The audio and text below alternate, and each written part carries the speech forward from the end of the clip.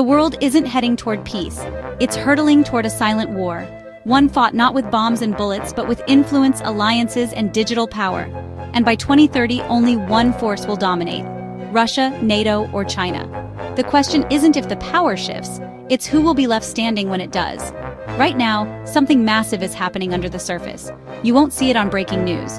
You won't hear world leaders say it out loud. But the chessboard of global control is being set, and one wrong move could rewrite the entire world map. By 2030, your country, your economy, your freedom could all be shaped by whoever wins this power war. So, who's winning? Let's break it down. The 21st century isn't about tanks rolling into cities. It's about data cables, military bases, secret deals, and economic pressure. This isn't a war you can always see, but it's absolutely a war that's happening. At the center of it all, three colossal forces: Russia, a wounded bear playing a dangerous long game, sanctioned, isolated, but still deadly; NATO, a sleeping giant with unmatched strength but cracks in its armor; China, the rising empire building roads, ports, satellites, and silently wrapping the world in its grip. Together, they control over 80% of the world's nuclear weapons, more than half of global military spending, and almost the entire supply of key technologies and raw materials. But dominance in 2025 means nothing in 2030, because each of them is shifting strategy fast, and the next 5 years will decide everything. Stay with this, because the winner might not be who you're thinking. From the outside, Russia looks like it's losing. Sanctions from the West, isolation from Europe, the bloody war in Ukraine dragging on with devastating costs. But here's what most people miss. Russia is not playing a short game. It's playing for 2030. And it's doing it by weaponizing three key things: energy, information, and fear. First, energy dominance. Even after cutting ties with much of Europe, Russia still sells billions in oil and gas to countries in Asia, the Middle East, and Africa. It's redirecting its pipelines eastward, to China, to India, to wherever the money flows. And as long as the world needs fossil fuels, Russia has leverage. Second, military reach. Russia isn't just fighting in Ukraine. It's got boots, ships, and planes in Syria, the Arctic, and the Baltics. Even if its economy lags, its military projection stays sharp and unpredictable. Third, alliances. BRICS, the economic alliance of Brazil, Russia, India, China, and South Africa, is expanding. And guess what? Many countries in the global south now trade more with BRICS than with the West. Meanwhile, Russia has been building ties with Iran, North Korea, Venezuela, forming a loose but dangerous anti-Western coalition. Its weakness? The economy. Sanctions are suffocating. Tech is outdated. Brain drain is accelerating. But if Russia aligns with China, or if NATO breaks from within, that weakness could be neutralized. And make no mistake, Putin's long game isn't just survival, it's revenge, and a return to global control. But that's just one side of the triangle. On paper, NATO should already have this won. Combined, NATO countries make up the biggest military force in the world, a defense budget 14 times bigger than Russia's. Access to cutting-edge tech, satellites, stealth aircraft, cyber dominance. Global intelligence networks that stretch from Washington to Warsaw. But NATO's biggest weapon is also its biggest weakness: unity. NATO works only when its members agree. And lately, that unity is cracking. Some countries want peace at any cost. Others want confrontation. Some want to focus on China. Others fear Russia more. The US elections and growing nationalism in Europe could trigger a slow unraveling of the alliance. And if the US ever pulls back its commitment, NATO becomes a name on paper, not a force on the battlefield. Still, for now, NATO has strategic bases all over Europe, the Middle East, and Asia, the world's strongest navies, control over global diplomacy, sanctions, and soft power.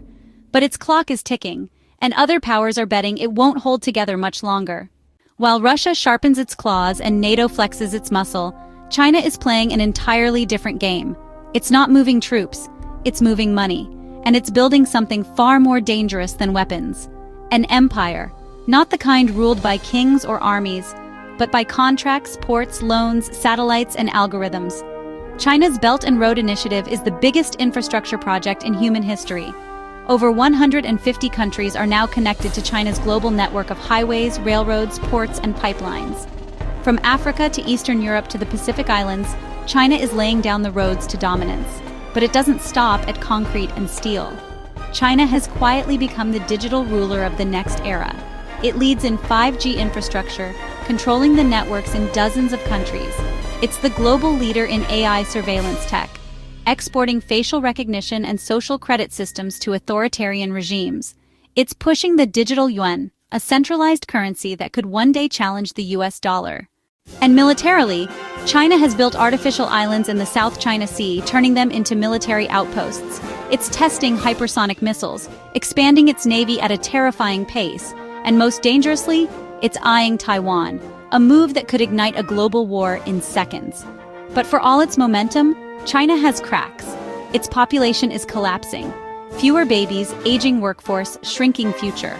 The real estate market is teetering on collapse, with billions in unpaid debts. Youth unemployment is exploding, and behind the glowing headlines lies growing dissent, carefully censored, but rising. Still, make no mistake, China is not trying to compete with the West. It's trying to replace it, on every level. And if it succeeds, the world will not just shift, it will transform. Here's the part no one's ready for. What if the battle isn't Russia versus NATO versus China, but Russia and China versus a fractured West? It's already happening, just not in the headlines. Russia and China are trading more than ever. China buys Russian gas. Russia backs China's global ambitions. They've held joint military drills in the Sea of Japan. They've signed energy deals bypassing the US dollar entirely. Now add in the BRICS nations, Brazil, India, South Africa, and maybe even new members like Iran or Saudi Arabia. Suddenly, you have a coalition with over 40% of the world's population, some of the largest energy producers. A shared goal: weaken Western dominance. Now picture NATO under pressure. The US pulls back, focused inward or torn by election cycles. Europe divides between those who want to engage and those who want neutrality. Eastern Europe panics and starts making independent deals with Russia or China. That's not science fiction. It's a scenario some intelligence agencies are already modeling, because this war isn't about armies moving. It's about alliances shifting, and once they do, the balance won't just tip, it'll fall. Sometimes the winner in a power game isn't the strongest.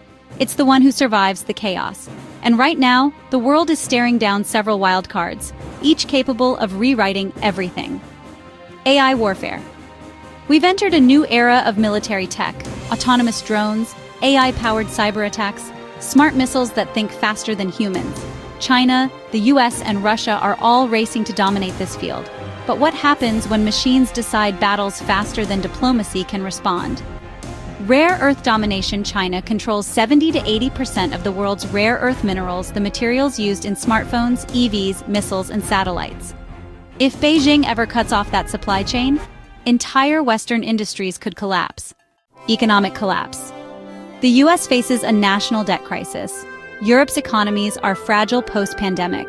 China's housing bubble could burst catastrophically. One domino falls and global markets spiral, triggering recessions, currency wars, or worse. The next pandemic, COVID, was the first wake-up call, but the next one could be far deadlier, and whoever controls vaccine supply chains, biotech, and global health infrastructure may become the unexpected superpower.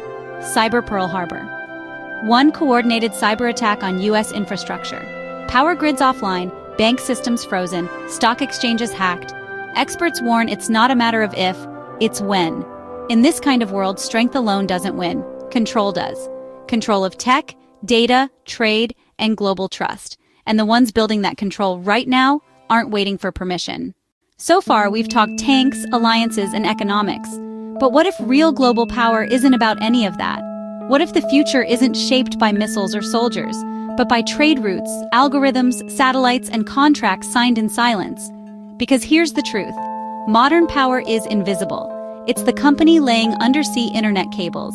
It's the country owning lithium mines in Africa. It's the state controlling your app store, your bank access, your data. In the past, power looked like an army marching. Today, it looks like Starlink satellites hovering silently above war zones, giving one side internet, and the other, blackout. It's not just governments anymore. It's also BlackRock, controlling trillions, TikTok influencing billions, Huawei wiring countries, OpenAI reshaping how people learn and think. And whoever controls the future of technology, from quantum computing to AGI, controls the future of everything. Here's what's terrifying. All three, Russia, NATO, via the West, and China, know this. That's why the real war isn't over tanks. It's over. Who owns the next big breakthrough? Who can spy without being seen? Who can collapse a market without firing a shot? Because power today isn't taken, it's engineered. Digitally, economically, and psychologically. And by 2030, the map of the world might not change. But who really controls it? That's already shifting. Now for the question you've been waiting for, who takes the crown? Right now, in 2025, NATO is in the lead. Its members have the tech, the money, and the global influence. But its biggest threat isn't from outside, it's from within. If political fractures widen, if the US retreats into itself, if Europe continues splintering ideologically, then NATO could become a giant with no heartbeat. Russia is wounded but dangerous. It doesn't need to win conventionally. It only needs to destabilize. Its power lies in unpredictability, energy leverage, and survival instinct. China is rising fast. If its economy holds, if Taiwan doesn't trigger a war, and if its global influence continues expanding through AI, infrastructure, and trade, it could become the dominant power by 2030. But here's the twist.